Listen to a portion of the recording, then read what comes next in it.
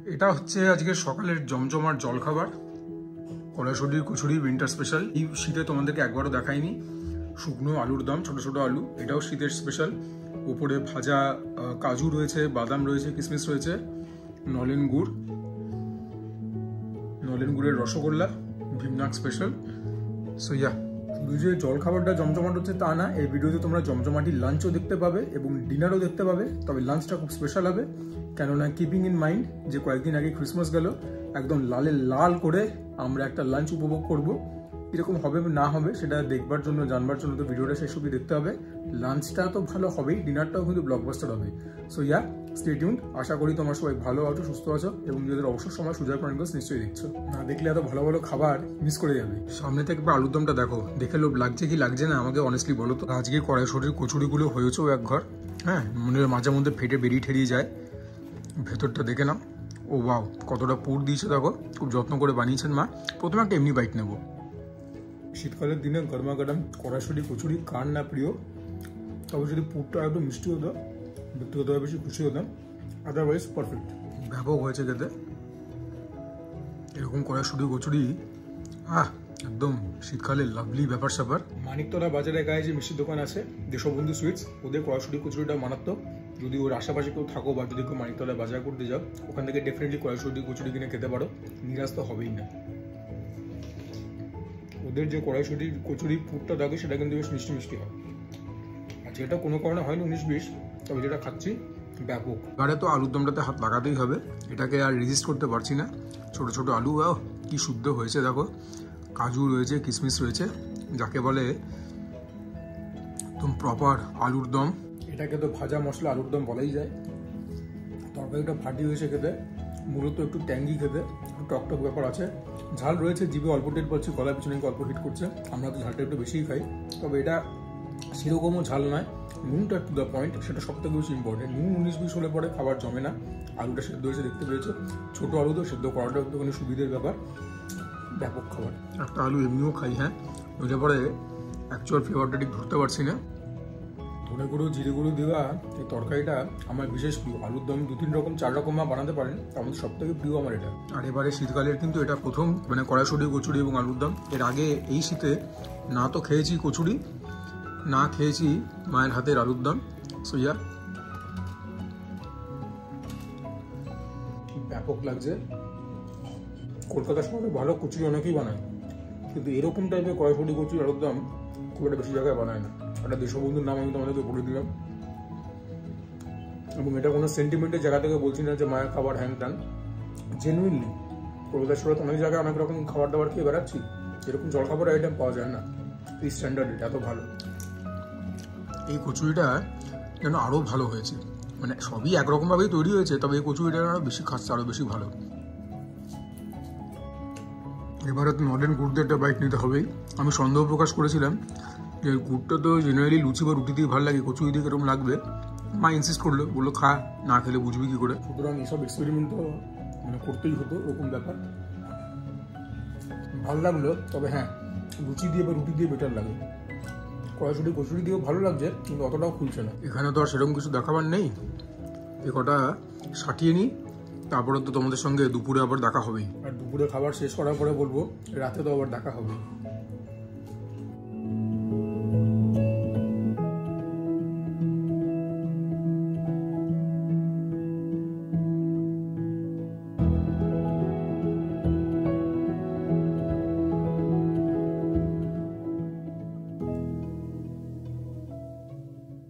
এবারে লাঞ্চটা করবো। লাঞ্চের আইটেমগুলো দেখবার জন্য কি এক্সাইটেড? কারণ আমি তো আমার সামনে দেখতে পাচ্ছি, মানে মাথা ঠিক রাখা মুশকিল। Just have a look at the platter. লাল শাক, বিটরুট ঘষা, এটা নিরামিষভাবে বানিয়েছে। এখানে 3 রকমের ভাজা রয়েছে, নারকেলের বড়া, আলু ভাজা, আর আমার মোস্ট ফেভারিট ফুলকপির কুটি পকৌড়ি। এটা শিম কৌড়া রসুন দিয়ে করা হয়েছে। এটা জাইগ্যান্টিক কাতলা মাছের মা একটা স্পেশাল ঝোল বানিয়েছে, যেখানে কিনা পেঁয়াজ কুড়িয়ে দেওয়া হয়েছে, পুড়িয়ে না। আর এর মধ্যে গেছে টমেটো, মাটনের তেল কষা। আর তোমরা কি একটা জিনিস লক্ষ্য করেছো? আমার টি শার্ট থেকে শুরু করে সমস্তগুলো আইটেমের মধ্যে একটা কমন থিম রয়েছে। সে থিমটা আর কিছুই না, সবকিছু একদম লালে লাল। ক্রিসমাস, সান্টা ক্লজের টাইম, তার মানে লাল রঙের টাইম। ওর জন্য ক্রিসমাসকে সেলিব্রেট করছে একটু দেরিতেই বাড়িতে এই খাবারগুলো দিয়ে।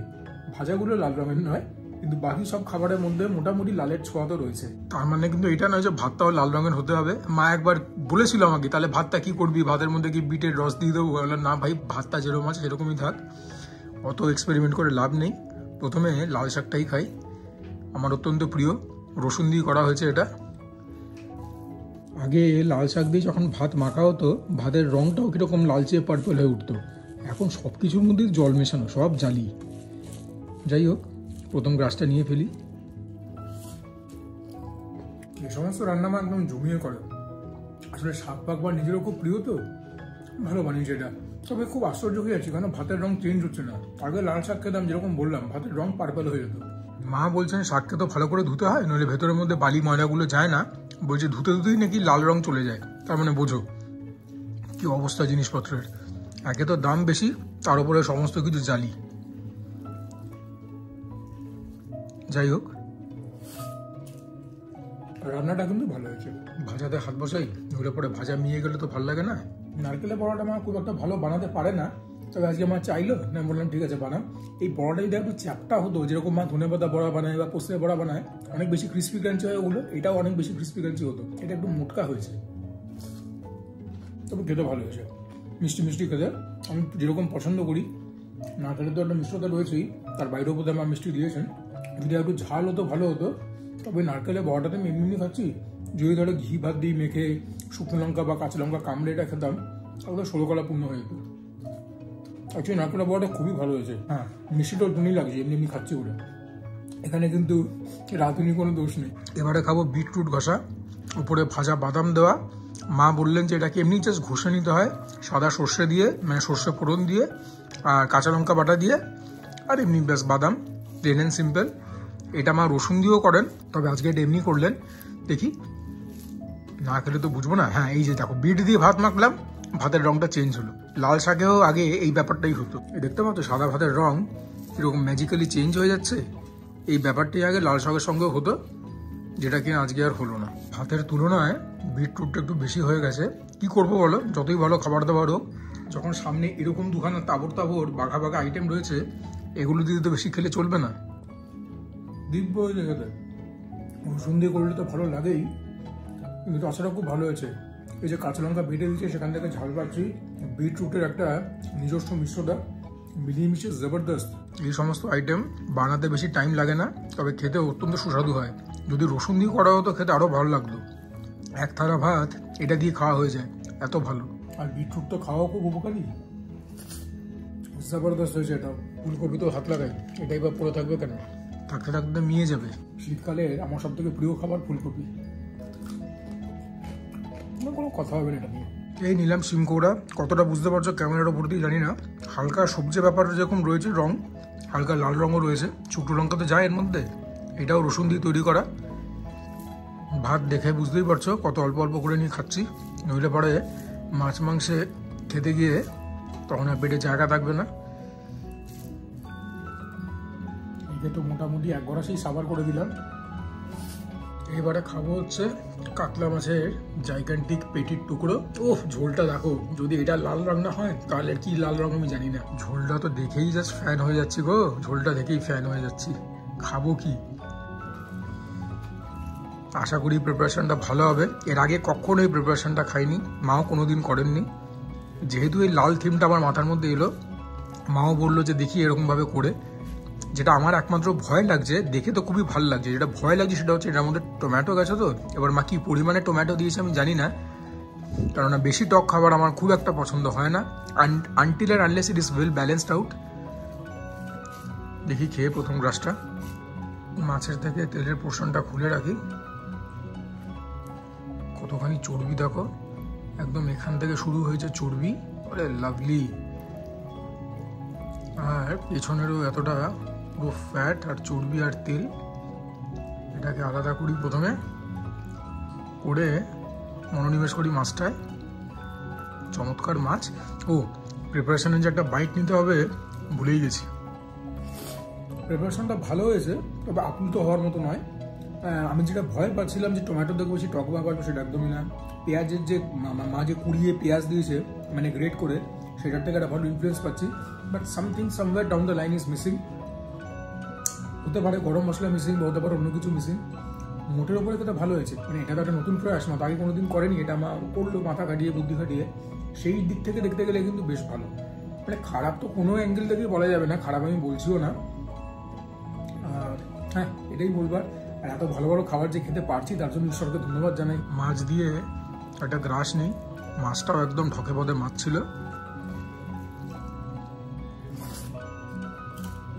একটা প্রপার সেভারি ডিশ ছিল আমার কথা, সেরকম ঝালটাও খুব একটা বেশি না, নুনটাও মোটামুটি ঠিকঠাক, হতে পারি সব কম, বাট কিছু একটা মিসিং, সেটা আমি ঠিক নিজেও পয়েন্ট আউট করতে পারছি না। হতে পারে গরম মশলা, হতে পারে একটু মিষ্টতা, ঝাল ঠিকঠাক হয়েছে। যাই হোক, এটা হয়তো পরে যখন মা আবার করবেন তখন এই যে পয়েন্টগুলো বললাম সেগুলো নিয়ে যদি ভাবনা চিন্তা করেন, হয়তো কিছু একটা অ্যাডিশন করলো, তখনই হয়তো এই ফ্লেভারটা বহুগুণে এলিভেট হয়ে যাবে। যেটা আজকে খাচ্ছি ভেরি গুড। আর তোমরা নিজেরাও তো প্রিপারেশনটা দেখেছিলে, দেখতে যে জিনিসটা এতটা ভালো, খেতে আর সেটা কতই বা খারাপ হবে।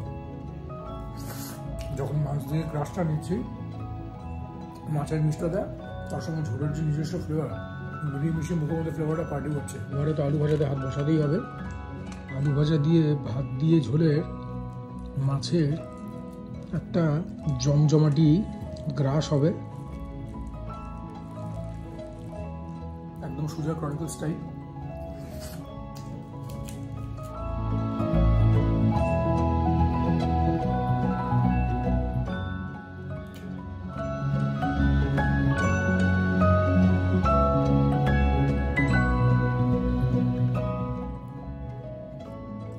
মাটন তো এতটা খেতে পারবো না, ওর জন্য মাটন মাকে বলছে একটু তুলে দিতে। ভাতটা তাও আমি বলবো একটু বেশি নেওয়া হলো, এটা এখন আর জায়গা সেরকম নেই বাকি আমার।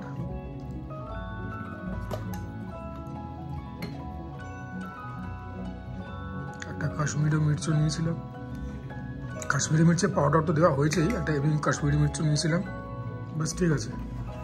প্রিপারেশনটা তোমরা দেখতেই পাচ্ছ, তেল কষা বলতে যা বোঝায়, একদম রেড কালার, একদম যাকে বলে রেড রাইডিং হুড। এইটা তো খেতে ভালো হবেই, খুব ভালো অ্যারোমাও বেরোচ্ছে। তো এই জমজমাটি সানডে স্পেশাল মাটনের প্রথমে একটা গ্রাস নিয়েই ফেলি। এখানে কিন্তু কোনো রকম আলু যায়নি, সব থেকে ভালো হয়েছে এটা।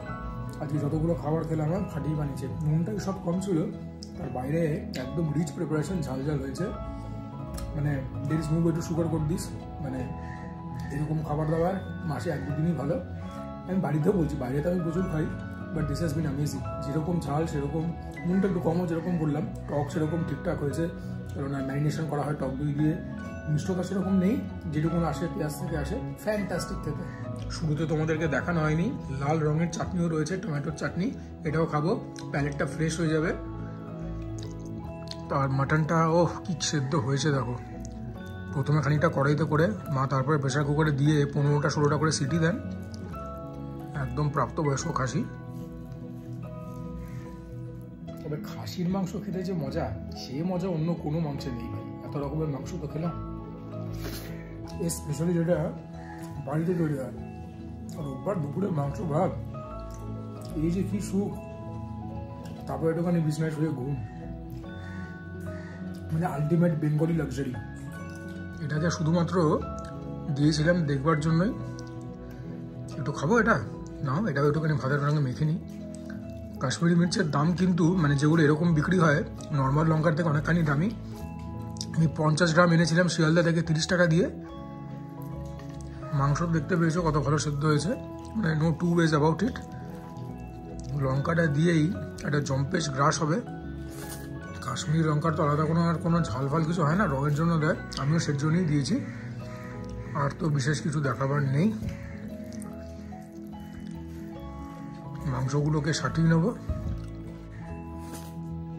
আর তোমাদেরকে চাটনিটাকে একবার বলে দেবো, কারণ এতক্ষণ ধরে এতগুলো রিচ খাবার খেয়ে খেয়ে মুখটা একটুখানি কি বলবো, মানে একটা অন্যরকম হয়ে গেছে আর কি। এটা খেলে পরে একটুখানি প্যালেটটা ফ্রেশ হবে। এর মধ্যে মা কিশমিশ দিয়েছে।